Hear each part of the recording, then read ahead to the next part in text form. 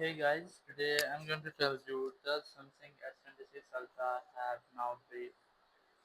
If you're using a S26 Ultra and you're looking for now brief in your phone, so the answer is yes, your phone has now brief, but it is need renamed by now bar. You can easily access its setting by opening your settings app and setting, just scroll down. You must see the lock screen here, select lock screen, and here you must see now bar. You can easily enable this from here.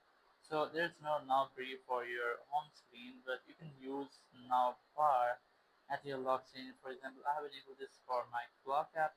So I'm going to open my clock app here and I'm going to start a timer.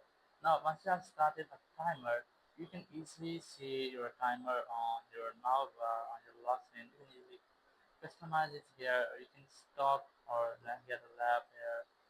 So in this way you can easily use now bar in your S26 Ultra instead of now brief. Thank you very much for watching the video. Until next video, bye bye.